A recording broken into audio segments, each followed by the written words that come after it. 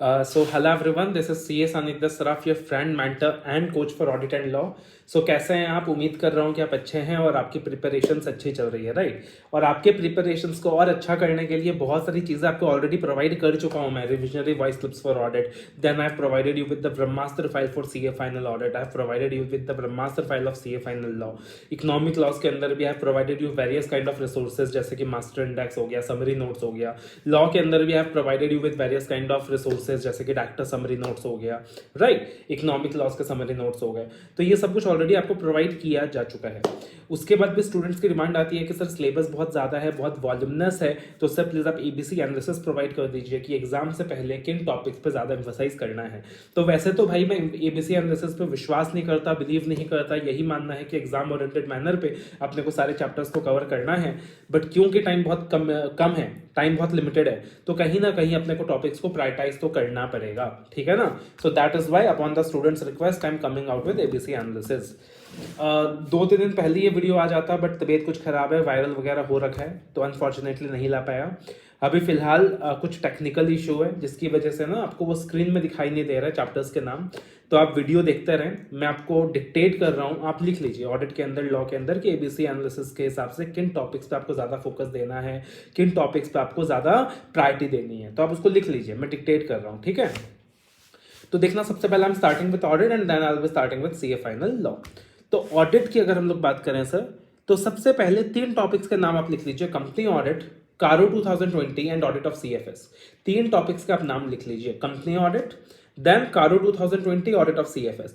Company audit के अंदर भी अगर हम लोग बात करें तो याद रखिएगा, when I talk about company audit, it comprises of sections 139 to 148 and also it consist of some relevant sections from the company accounts chapter, जिसके अंदर सेक्शन 128 आता है बुक्स ऑफ अकाउंट का सेक्शन, 129 आता है फाइनेंशियल स्टेटमेंट का section and 138 आता है इंटरनल ऑडिट का सेक्शन. तो ये 3 सेक्शंस की मैं बात कर रहा हूँ. तो company audit section 139 to 148 and then we have company accounts को 128, 129, 138. Then we have CARO 2020 and then we have audit of CFS. तो ये 3 टॉपिक्स आपस में इंटरलिंक्ड है, जो कम से कम आपको 15-16 नंबर का वेटेज देते हैं. और सबसे बड़ा एडवांटेज है कि कम टाइम में होता है, कम एफर्ट्स के साथ होता है. ये 15 मार्क्स आपको जनरली MCQs में भी दिखाई देगा. डिस्क्रिप्टिव के अंदर 6, 7, 8 नंबर का दिखाई देगा और बाकी आपको MCQs में दिखाई देगा, ठीक है? और श्योर शॉर्ट स्कोरिंग एरिया है.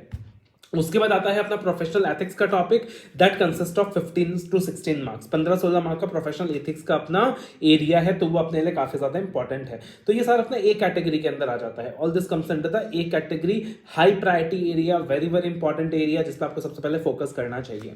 उसके बाद स्टैंडर्ड्स ऑफ ऑडिटिंग की बात करें तो सर स्टैंडर्ड्स ऑफ ऑडिटिंग वैसे तो मैं एक कैटेगरी में ही डालना चाहता हूं, बट स्टैंडर्ड्स ऑफ ऑडिटिंग इतना बल्कि है, इतना कॉम्प्रिहेंसिव है कि उसको पूरा भी आप एक कैटेगरी में ले लोगे तो आपको लगेगा कि सर यार एक कैटेगरी अपने लिए बहुत हैवी हो गया.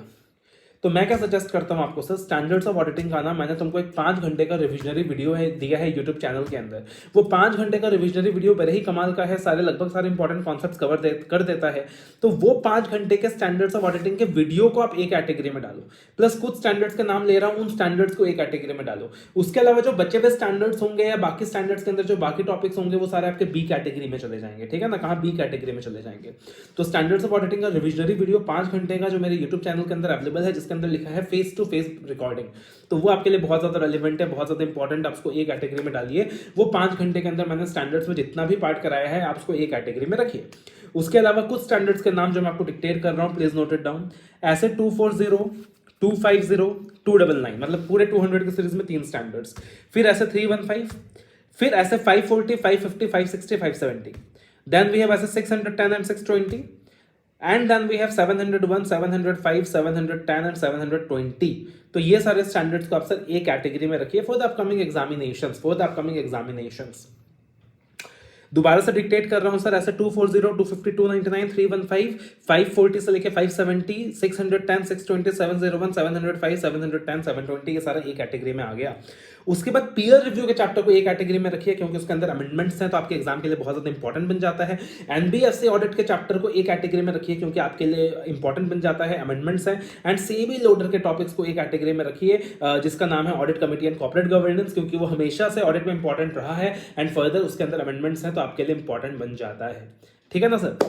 तो ये सारा कुछ आप ए कैटेगरी में डालोगे। बाकी मैंने ए कैटेगरी में कुछ भी नहीं लिया है, all this comes under the A category. आप इतना करते हो अच्छे से तो आराम से आपका 1-1.5 दिन में बहुत प्यार से हो जाएगा और 50 मार्क्स का कवरेज आपको दे जाएगा। उसके बाद आते हैं sir B category. B category, तो बी कैटेगरी के अंदर आप क्या डालें? सबसे पहले फॉरेंसिक ऑडिट का चैप्टर, छोटा सा चैप्टर है, स्कोरिंग चैप्टर है। मेरा खाली जो आपको एबीसी एनालिसिस देने का तरीका होता है ना, वो मार्क्स की वेटेज के हिसाब से नहीं होता कि फॉरेंसिक ऑडिट का तो एवरेज 3 मार्क है, बैंक ऑडिट का 5 नंबर है, तो फिर तो आप बोलोगे सर बैंक ऑडिट आना चाहिए था ए या बी कैटेगरी में। बट सर उस बैंक ऑडिट के लिए आपको मेहनत तो 5 गुना ज्यादा करना है और इस फॉरेंसिक ऑडिट में आपको मेहनत भी तो 1/5 करना है। तो वो चीज भी अपने को ध्यान में रखना है कि time and marks allocation ratio, उसको ध्यान रखते हुए मैंने आपको एबीसी एनालिसिस दिया है। तो फॉरेंसिक ऑडिट हो गया, क्वालिटी रिव्यू हो गया, ऑडिट ऑफ ऑटोमेटेड एनवायरनमेंट हो गया, then management audit, operational audit, internal audits, then tax audit का chapter and investigation and due diligence का चैप्टर। ये सारा आपके बी कैटेगरी में आता है। Forensic audit, quality review, automated environment, management, operational, internal audits, tax audit, investigation and due diligence का chapter, ये सारा आपका बी कैटेगरी में आता है। उसके बाद सी कैटेगरी में मैंने क्या डाला है sir? Bank audit, insurance audit, risk assessment, internal control, audit, strategy, planning, programming. इन चैप्टर्स को मैंने सी कैटेगरी में क्यों डाला है? क्योंकि सर इनके लिए ना मेहनत अपने को ज्यादा करनी है, मेहनत ज्यादा करनी है, कवरेज ज्यादा है और एग्जाम में फ्रीक्वेंसी गारंटीड तो नहीं है, और मेहनत ज्यादा करनी है, कवरेज बहुत ज्यादा है, कंपैरेटिवली मार्क्स का एलोकेशन कम है, तो इसलिए मैंने इसको सर सी कैटेगरी में डाला है। ठीक है ना, this is about audit. But again ये जो ए बी सी कैटेगरी है, ये सिर्फ एक प्रायोरिटाइजेशन के लिए है कि सबसे पहले किसको प्रायोरिटाइज करो, फिर बाद में किसको प्रायोरिटाइज करो, फिर थर्ड कैटेगरी में किसको प्रायोरिटाइज करो। कोई भी टॉपिक को आपने छोड़ना नहीं है, ठीक है ना। उसके बाद आते हैं अपन सीए फाइनल लॉ के अंदर। तो सीए फाइनल लॉ के अंदर अगर हम लोग एबीसी कैटेगरी की बात करें तो सबसे पहले ए कैटेगरी में आता है डायरेक्टर्स के तीनों chapters, that is appointment, qualification of directors, meeting of board and meeting of board, and then manager remuneration का जो चैप्टर है, जो 3 चैप्टर्स हमारे कंसिस्टिंग ऑफ सेक्शन 149 to 205। इसके अंदर भी जो मैंने आपको समरी नोट्स दिया है सर डायरेक्टर्स का, उसको आप ए कैटेगरी में रखो। समरी नोट्स अभी तक नहीं मिला, समरी नोट्स अभी तक यूज नहीं कर रहा, बहुत बड़ी गलती कर रहे हो भाई। 40 पेज के अंदर डायरेक्टर्स के 3 पेज की जबरदस्त समरी है, आपको मजा आ जाएगा पढ़ के। तो उस समरी नोट्स को आप ए कैटेगरी में रखो। उसके अलावा बाकी जो टॉपिक्स है डायरेक्टर्स में वो बी कैटेगरी में चले जाएंगे। कॉम्प्रोमाइज अरेंजमेंट का चैप्टर, ऑपरेशन मिसमैनेजमेंट का चैप्टर एक ए कैटेगरी में रखिए, क्वेश्चन हमेशा दिखता है, लिमिटेड सेक्शंस का चैप्टर है। Then formula and IBC code को भी आप ए कैटेगरी में रखें। इकोनॉमिक लॉस के 2 चैप्टर्स जिनको मैंने ए कैटेगरी में रखा है, फॉर्मूला एंड आईबीसी कोड। उसके बाद अगर बात करें सर बी कैटेगरी में क्या क्या आएगा, तो कंपनी लॉ से मिसलेनियस प्रोविजंस का चैप्टर, एनसीईआरटी का चैप्टर, एंड इकोनॉमिक लॉस से आर्बिट्रेशन का चैप्टर, एफसीआरए का chapter, SEBI act, then company act से इंस्पेक्शन, इंक्वायरी, इन्वेस्टिगेशन का चैप्टर, एंड देन फेमा का चैप्टर।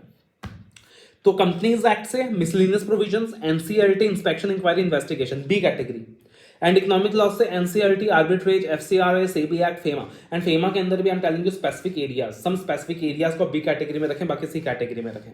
जैसे फेमा के अंदर पीआरआई का पार्ट है, एक्सपोर्ट का पार्ट है, इंपोर्ट का पार्ट है, पीआरआई का पार्ट है, एक्सपोर्ट का पार्ट है, इंपोर्ट का पार्ट है, न्यूली इंसर्टेड रेगुलेशन ओडीआई का पार्ट है। इसको आप रखो सर बी कैटेगरी में, बाकी सारा फेमा का एरिया जाएगा सी कैटेगरी में, ठीक है।